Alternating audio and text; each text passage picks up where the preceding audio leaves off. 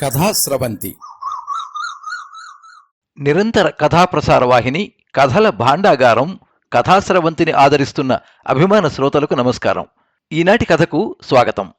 ఈరోజు మీరు వినబోయే కథ 1978 ఆంధ్రజ్యోతి దీపావళి ప్రత్యేక సంచిక నుండి వంశీ రాసిన కథ సీరియల్ రాత్రులు. వినిపిస్తున్నది పప్పు భోగారావు. ఈ కథనం మీకు నచ్చినట్లయితే ఈ వీడియోని లైక్ చేయండి, మీ మిత్రులకు షేర్ చేయండి, మీ అభిప్రాయాన్ని కామెంట్స్లో తెలియజేయండి. మీరు మొదటిసారి ఈ ఛానల్లో కథ వింటున్నట్టయితే ఈ ఛానల్ని సబ్స్క్రైబ్ చేసుకోండి. పక్కనుండే బెల్ ఐకాన్ని తప్పకుండా నొక్కండి. ఈ ఛానల్ ద్వారా వినిపించే కథలు, కబుర్లు, వ్యాసాలు అన్నీ ఎప్పటికప్పుడు మీకు అందజేయబడతాయి.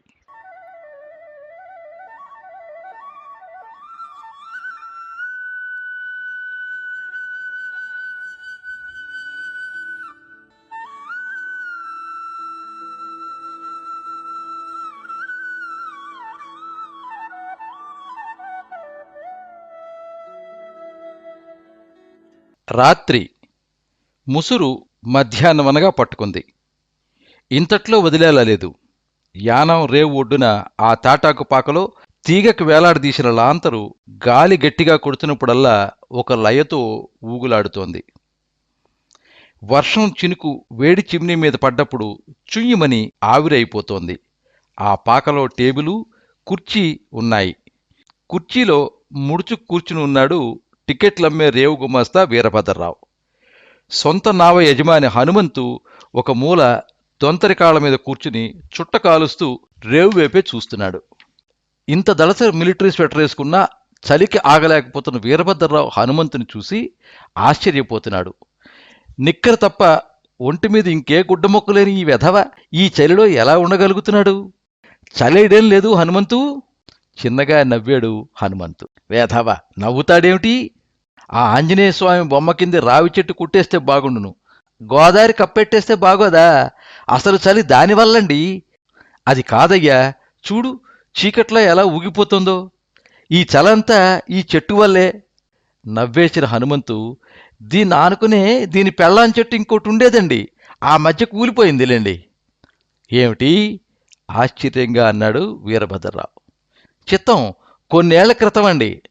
అది వేప చెట్టులేండి. తుఫానికి ఆ పెళ్ళాం చెట్టు బాగా వాలిపోయిందండి. అప్పటినుంచి ఈ మొగుడు చెట్టుకి పాడైపోయిన పెళ్ళాం మీది అసహ్యం పుట్టేసి పచ్చగా ఆకులేసేసేదండి. వాలిన చెట్టుని మొన్న మధ్య ఊళ్ళో ఎర్రా సుబ్బారాయుడు గారికి కలప కావాల్సి వచ్చి వేలంపాడి కొట్టించేశారండి. ఆ గాలి తుఫాను ఏళ్ళకి నేను మా బావ సముద్రంలో ఇరుక్కుపోయాను తెలుసా అండి. చచ్చి బలుసు తిప్పలో తేలాల్సిన వాళ్ళమే. గోదావరి తల్లి గొప్పది కదండి, పాపం అనుకుని మమ్మల్ని కాపాడిందండి. అలాగా? అవునండి. ఆ చలికి శరీరం చిట్లి రక్తం కారిపోద్దని భయమేసిందండి చెప్పుకుపోతున్నాడు హనుమంతు. వర్షం ఉధృతమైంది. ఆరిపోయిన చుట్ట వెలిగించి, బాబూ తమరు సిగరెట్ వెలిగించరేటి అని అడిగాడు. సిగరెట్లు అయిపోయాయి. చూరులోంచి లాగిన కత్తిలా లేచిన హనుమంతు, మరి చెప్పరే, అర్జెంటుగా డబ్బులిడే పారేయండి, క్షణంలో ఒట్టుకొస్తాను అని చెయ్యి చాపాడు. ఇక్కడ కొట్లన్నీ మూసేశారు, ఊళ్ళోకి వెళ్ళాలి కదా. భాషా కిళ్ళి కొట్టు ఈరెస్ప్రా టాకీస్లో రెండో ఆట వదిలిపెట్టేదాకా తీసి ఉంటుందండి. అంత దూరం వెళ్తావా ఈ వర్షంలో? 10 అడుగులు వేస్తే వచ్చేస్తుంది, కానీ డబ్బులు పారేయండి, టీ కూడా తెచ్చేస్తాను అనేసి రాటకు వేలాడగట్టిన ఫ్లాస్క్ తీసుకుని భుజానికి తగిలించుకున్న హనుమంతుకి 10 రూపాయలు ఇచ్చి, మన బ్రాండ్ తెలుసుగా, చిన్న గోల్డ్ ఫ్లాక్, టీ ఫ్లాస్క్ నిండా పోయించు అన్నాడు వీరభద్రరావు. మొన్నటి వరకు కాకినాడలో ఉండేవాడు వీరభద్రరావు. రేవు కాంట్రాక్టర్ కడపరెడ్డి గారి మనిషి. ఈ సంవత్సరం యానా రేవు పాట మాది, పని చూపిస్తాను రావయ్యా పంతులు అని లాక్కొచ్చాడు. ఫ్లాస్క్తో వచ్చిన హనుమంతు, టీ చాలా ఏడిగా ఉంది బాబు, ఓ గళాసు నిండా పోసుకుని అర్జెంటుగా తాగేయండి అన్నాడు.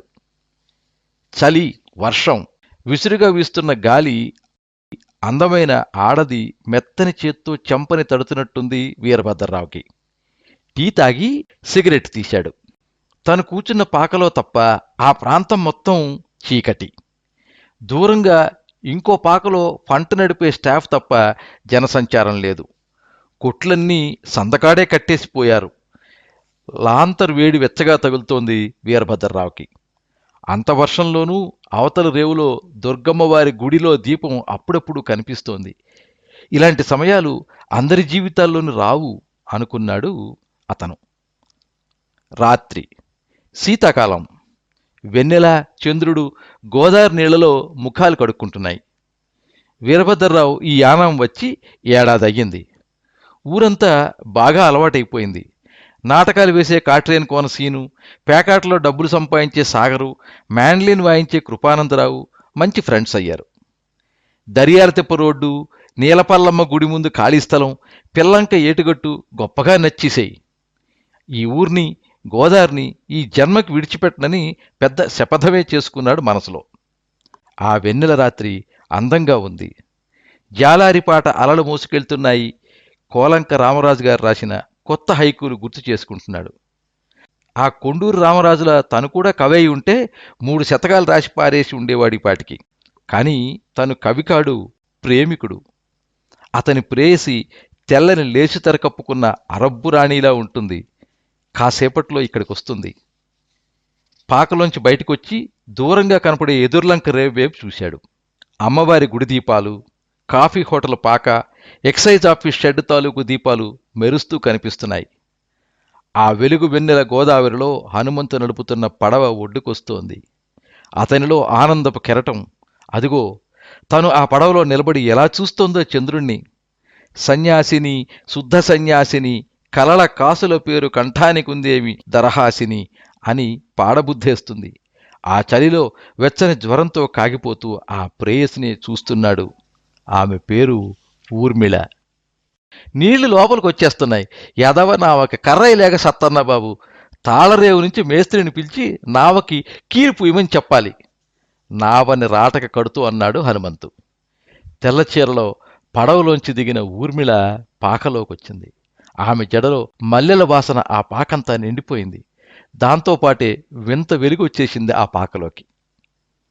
అలా చూస్తున్నారే, ఎలా ఉన్నాను? ప్రపంచంలోని అందమంతా ఈ పాకలోకి తీసుకొచ్చావని మురిసిపోతున్నాను. భలేగా సిగ్గుపడింది ఊర్మిళ. నిద్రొస్తోందా? ఇప్పుడే టీ తాగాను. చలిగా ఉంది, నాకు కాస్త ఇవ్వండి అందామె. తలంటుకున్నావా? పట్టుజుట్టు రేగింది. అవును, ఇవాళ గోకులాష్టమి. ఆ పొట్లామేమిటి? బొబ్బట్లు, మీకోసమే. చిన్నగా నవ్వి వాటిని తీసుకున్నాడు. గెడ్డమెందుకు అలా పెంచుతున్నారు? విరహగీతాలు రాద్దామని. అంతగా మిమ్మల్నేం బాధ పెట్టాను నేను? లేదు, నేనే పడుతున్నాను. ప్రతివారం ఒక రాత్రి తప్ప మనం కలుసుకోవడం వీలు కావడం లేదని. రాత్రి. పగలంతా ఎండలు కాయడం వల్ల ఆ వేడిగాలి గోదావరి మించి ప్రసారమవుతూనే ఉందింకా. అతనిప్పుడు పూర్వంలా లేడు. చాలా సీరియస్గా మారిపోయాడు ఈ మధ్య. రిజర్వ్డ్గా కూడా ఉంటున్నాడు. తక్కిన ఫ్రెండ్స్తో వచ్చిన జేడీ ప్రసాద్ రమ్మ తెప్పించమంటావా అంటే నన్ను ఇబ్బంది పెట్టొద్దంటున్నాడు. బాబూ, టీ తెచ్చాను. కూర్చో హనుమంతు, నీకో కథ చెప్తాను. కూర్చున్నాడు హనుమంతు. ఇది కథ కాదు హనుమంతు, నాలో పుడుతున్న ఊహలు, కలలు కలగలిసిన కదంబం. ఆ దీపం వెలుగులో నల్లని గెడ్డంతో సిగరెట్ కాలుస్తూ ఏదో చెప్తున్న అతన్ని చూస్తూ ఓ మూల కూర్చున్నాడు హనుమంతు. ప్రేమ అనేది అమృతం హనుమంతు. అది ఎప్పుడన్నా విషమిస్తే తియ్యటి విషంగా కూడా మారుతుందట. నా విషయంలో ఆ పరిస్థితి ఇంకా రాలేదు, ఇక రాదు. నా ప్రేయసి దేవతయ్యా. నిన్న రాత్రి మేమిద్దరం అలా హిమాలయాల్లోకి వెళ్ళాం. సిమ్లాలో యాపిల్ కాయలు తిన్నాం. శాఫ్రన్ పరిమళాల మధ్య నిద్రపోయాం. అరకులోయ మంచుతెరలు కప్పుకున్నాం. పాపికొండల మధ్య గూటి పడవలో ప్రయాణం చేశాం. నాది ఊహ, ఆమె నిజం. నిజంగా ఆమె నా ఇష్టదేవత, అదృష్టదేవత. జన్మజన్మలకి ఆమె కావాలి నాకు. నువ్వెవర్నన్నా ప్రేమించావా హనుమంతు? లేదా? ఓసారి ప్రేమించి చూడు. నీ మనసెలా అలజడి చేస్తుందో నీకు స్పష్టంగా తెలుస్తుంది. నిజం హనుమంతు, ఇది పచ్చి నిజం. రాత్రి. ఏవండి, నావకో టికెట్ ఇస్తారా? తల ఎత్తి చూసి, రా, ఏమిటి రహస్యం? ఆలస్యమైందే. అడ్డంకులొస్తున్నాయి చెప్పిందామె. కూర్చో అన్నాడతను. ఏం కూర్చోవడమో, మా ఎదుర్లంకలో జనం చూపులన్నీ నా మీదే. ఎక్కువసేపు ఉండను, వెళ్ళాలి. అలాగేలే, రా కూర్చో. టీ తెప్పించనా? వద్దు, తాగితే మళ్ళీ నిద్ర రాదు. నా ఊహల్లో తేలిపోయి జాగారం చేయడంలో ఆనందం ఉండదా? అడిగాడతను. ఎప్పుడూ మీ ఆలోచనతోనే గడుపుతాను. ఏం ఆలోచిస్తున్నావు? మీ భార్యని ఎప్పుడవుతానా అని. మళ్ళీ వారం ఇదే సమయానికి మనం భార్యాభర్తలం. నాతో ఎప్పటికీ ఇలానే ఉంటారు కదూ? ఈ శరీరం ఉన్నంతకాలం నీలో లీనమైపోయి ఉంటాను, సరా? అన్నాడు. ఆ క్షణం అతనిలో లీనమయ్యింది ఊర్మిళ. చాలాసేపు అయ్యాక అవతలి రేవుకి ఆమెను సాగనంపి రమ్మన్నాడు హనుమంతుతో. ఊర్మిళ, హనుమంతు ఎక్కిన నావ గోదావరి మధ్యకెళ్లేసరికల్లా గాలి ఉద్ధృతమైంది. ఆకాశంలో మబ్బులు నల్లగా కమ్ముకున్నాయి. వీరభద్రరావు చాలా భయపడిపోయాడు. కాని క్షణాల్లో మళ్లీ అతనికి ధైర్యం వచ్చింది. హనుమంతు ఊరు గోదావరి మధ్యలో ఉన్న చావుబందలంక. ఆ రేవులో పనిచేయక పూర్వం సముద్రంలో చేపల వేటకెళ్ళేవాడు. చిన్నప్పటి నుంచి వాడు నావకి కర్రయ్యడంలో నేర్పరి. పర్లేదు, ఊర్మిళని క్షేమంగానే దించుతాడు. ఒడ్డున కూర్చుని సిగరెట్ వెలిగించాడు. గంటకి హనుమంతు సొంత నావ ఈ ఒడ్డుకొచ్చింది. ఎదవగాలి బాబు, ఈ అందమైన అమ్మాయి గారిని నావెక్కించుకునేసరికి దానికి కూడా అసూయ పుట్టేసింది. నావను ఒడ్డుకు చేరుస్తూ అన్నాడు హనుమంతు. నువ్వు చాలా ధైర్యస్తుడు హనుమంతు. టీ తాగుదామా? అన్నాడు వీరభద్రరావు. డబ్బులు ఇవ్వండి బాబు, అరనిమిషం. హనుమంతు ఫ్లాస్క్ తీసుకెళ్లి పావుగంటలో టీ, సిగరెట్లు పట్టుకొచ్చాడు. టీ తాగి సిగరెట్ కాలుస్తుండగా హనుమంతు అడిగాడు, బాబూ, ఈ అమ్మాయి గారిని మీరు పెళ్లాడతానని అన్నారా? అవును, నీతో కూడా చెప్దాం అనుకుంటున్నాను. వచ్చే వారం ఇదే రోజు పెళ్ళి. నువ్వే పెళ్లి పెద్దవి. బాబూ అన్నాడు హనుమంతు. ఏమిటోయ్, ఏమిటలా సందేహిస్తున్నావు? చెప్పు. ఆ అమ్మాయి గారిని మీరు చేసుకోవద్దు బాబు. ఏమిటి? అవును బాబు, మీకిద్దరికీ మధ్య గోదారుంది. నువ్వనేదేంటో అర్థం కావట్లేదు. ఆమెని ఆ ఒడ్డునే ఉంచండి బాబు. గోదావరి దాటించి ఇక్కడికి తీసుకురాకండి. ఏ, ఎందుకని? ఆ పిల్ల మీకు తగదు. మీకు అసలు జోడీ కాదని నా అనుమానం. ఏ రకంగా? నాకు వివరంగా చెప్పు హనుమంతు. పొద్దున్నే చెప్తాను. ఇప్పుడు పడుకోకపోతే తెల్లవారుజామునొచ్చే జామికాయల సైకిళ్ళు, చేపల బుట్టలు ఒడ్డు చేర్చడానికి మెలకువ రాదు. పర్లేదు హనుమంతు, ఈ రాత్రికి ఈ విషయం వివరంగా చెప్పి నా పాకలో పడుకుందు రా. వద్దు బాబు, ఎదవది చల్లగాలి శరీరానికి తగలకపోతే నాకు నిద్ర అట్టదు. బాబు, మీకు ఈ విషయం తెలుసా? నేను పుట్టడమే నావలో పుట్టాను అనేసి ఒడ్డున కట్టి ఉన్న నావపై వెళ్ళిపోయాడు పడుకోవడానికి. వీరభద్రరావు పాకలోకెళ్ళి టేబుల్ ముందు కుర్చీలో కూర్చున్నాడు. సిగరెట్ నోట్లో పెట్టుకుని హరికెన్ లాంతర్ మంట కొద్దిగా తగ్గించాడు. హనుమంతు ఈ విషయం చెప్పిన దగ్గర నుంచి అతని మనసులో పెద్ద తుఫాన్ లాంటిది చెలరేగింది. విలవిల్లాడిపోతున్నాడు. హనుమంతు చాలా మంచివాడు. వాడలా అన్నాడంటే ఏదో ఉంది. ఏదీ లేకుండా, ఏదీ కాకుండా అనడు. ఏమై ఉంటుంది? ఊర్మిళ చెడిపోయిందా? చచ, ఊర్మిళ చెడిపోతుందా? ఈ అమ్మాయికి మూర్ఛరోగం ఉందండి. పాపం, ఈ పిల్లకి వేపకాయంత పిచ్చి. ఇలా చిన్న లోపం ఉంటే చిత్రంగా చిత్రిస్తారు స్త్రీ గురించి. కానీ శీలం పరంగా ఏదైనా నిఘా ఉంటే దాని గురించి గుసగుసల్లోంచి గ్రంథాలే రచిస్తారు. అయితే ఊర్మిళ చెడిపోయిందా? ఏ కారణం కొడుకుతోనో, ఇంటి గోడల మీద వారం వారం వచ్చి సంతకాలు పెట్టే మలేరియా డిపార్ట్మెంట్ ఉద్యోగితోనో సంబంధం చెడి తను చెడిపోయి ఉంటుంది. ఆ రాత్రి ఎంతకీ నిద్ర పట్టలేదు వీరభద్రరావుకి. గజిబిజిగా తయారైంది మనసు. గోరంత ఆలోచన కొండంతగా మారింది. వెన్నెలంతా చీకటయ్యింది. ఆ చీకట్లో పెను తుఫాను మొదలైంది. 2 గంటలుగా గాలి వీస్తూ దబదబా వర్షం కురుస్తూనే ఉంది. పాకంతా వర్షం. వీరభద్రరావు కప్పుకున్న మిలిటరీ రగ్గు మీద పడుతున్నాయి వర్షం చినుకులు. ఇంత వర్షంలో హనుమంతు ఎక్కడున్నాడబ్బా? పెళపెళ శబ్దం, సుళ్ళు తిరుగుతూ గాలి. తల మీద టవలేసుకుని లాంతర పట్టుకుని బయటకొచ్చాడు. కొబ్బరి చెట్లు మెలితిరిగిపోతున్నాయి. క్షణక్షణానికి పొంగుతోంది నీరు. గోదావరి మధ్యలో పడవ మునిగి హాహాకారాలు, నురుగులు కక్కుతుంది. మట్టం మరీ పెరిగిపోవడం వల్ల ఒడ్డు వరకు వచ్చేసింది నీరు. చాలా ఏళ్ల తరువాత వచ్చిన పెను తుఫానది. హనుమంతు ఏమయ్యాడు ఈ తుఫాన్లో? అర్ధరాత్రి దాటింది. ఆర్ఈఓ ఆఫీస్ దగ్గర జెండా స్తంభం దాకా వచ్చేసింది వరద నీరు. కంచర్ల వాళ్ళ రైసు మిల్లు గోడలు పడిపోయాయి. బ్రిడ్జి కింద కృష్ణ అరటిపళ్ల దుకాణం, రొయ్యల సీడమ్మే సూర్యనారాయణ షాపు, తాళకొట్టు వెంకట్రావు కిల్లీ కొట్టు గాలిలో ఎగిరిపోయాయి. పశువులు నీళ్లలో కొట్టుకుపోతున్నాయి. భైరవపాలెంలో వేటకెళ్లిన పడవలు ఏమయ్యాయో తెలియదంట. ఎటు చూసినా జన నష్టం, ఆస్తి నష్టం.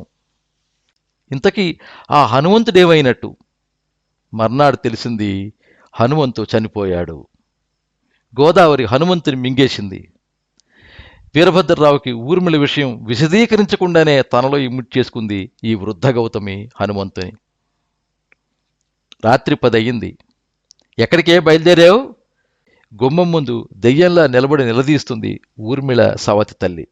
అమ్మా, అక్కయ్య మొలలో పసుపు తాడు కట్టిన మంగళసూత్రం ఉంది చెప్తున్నాడు ఊర్మిళ తమ్ముడు. ఏమిటే, నిజమా? నిజమమ్మా, కంసాలి భద్రంకి 100 రూపాయలు ఇచ్చి మంగళసూత్రం చేయించిందిట. ఈ మధ్య దీని ప్రయాణాలు చూస్తూనే ఉన్నాను. ఊళ్ళో దీని గురించి అనుకుంటుంటే ఏమో అనుకున్నాను. నిజం చెప్పవే, ఎక్కడికి? అవతలి ఒడ్డుకి, నిజం చెప్పింది ఊర్మిళ. ఏముంది అక్కడ? ఎవడున్నాడక్కడ? దేనికి? నా భర్త ఉన్నాడక్కడ, అతనితో జీవితానికి. అయితే మళ్ళీ నువ్వు ఈ ద్వారబంధం తొక్కక్కర్లేదు, గదిలోంచి బయటకు వస్తూ అన్నాడు ఊర్మిళ తండ్రి.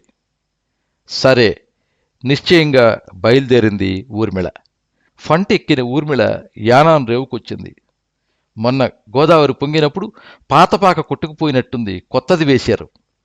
పాకలో టేబులు, హరికెన్ లాంతరు, టిక్కెట్ల పుస్తకాలు, టేబుల్ మీద తలపెట్టుకు నిద్రపోతున్న గుమాస్తా, అంతా అలాగే ఉంది. నమస్కారం వీరభద్రరావు గారు. ఆ మాటకి తలెత్తిన ఆ వ్యక్తిని చూసి ఖిన్నురాలైంది ఊర్మిళ. అతను వీరభద్రరావు కాదు, మరెవరో. రాత్రే వీరభద్రరావు గారు ఈ ఊరి నుంచి వెళ్ళిపోయారు. నా పేరు హరిబాబు, రేవు కాంట్రాక్టర్ గారి మేనల్లుణ్ణి చెప్పాడతను. అలాగా అని నిలబడిపోయింది. ఆమెకిప్పుడు ఎటు వెళ్ళడానికి దారి లేదు. గోదావరి వైపు చూసింది. ప్రసవానంతరం నిద్రపోయే తల్లిలా చల్లగా నిద్రపోతోంది. అవతల ఒడ్డు మసగ్గా కనిపిస్తోంది. అసలు హనుమంతు చచ్చిపోకుండా ఉంటే వీరభద్రానికి చెబుదామనుకున్న విషయం. బాబుగారు, ఇంత రాత్రివేళ మీ దగ్గరకు వచ్చే ఈ అమ్మ పెళ్ళయ్యాక మీతో సంసారం చేస్తదా అని నాకు పెద్ద అనుమానం. మొన్న ఈమె విషయం కనుక్కుందామని నావకి కర్ర ఎత్తు వెయ్యాలనే ఆ అమ్మ భుజం మీద చెయ్యేస్తే, సచ్చినోడ ఒంటి మనిషి మీద చెయ్యేత్తవా అని తిడద్దని చూశాను, కానీ తిట్టలేదు బాబుగారు. హనుమంతు నావేటి ఇలా కదులుతుంది అందంతే. ఈ అనుమానాలు నన్ను పీకి నిన్న రాత్రి మీతో అలా అన్నాను, అంతేగాని ఈ అమ్మ చెడిపోలేదు. చెడిపోద్దేమో, కాపురం తిన్నగా చెయ్యదేమో అనుకున్నానంతే. అంతే అంతే బాబుగారు, అంతే.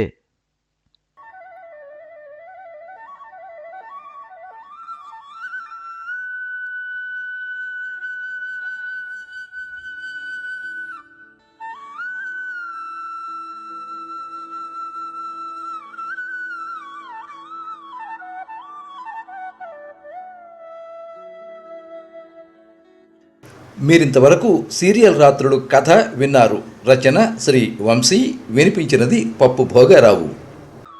ఎప్పుడు మీ అభిమానాన్ని కోరుకునే పప్పు భోగారావు. సర్వే జనాః సుఖినో భవంతు. కథా స్రవంతి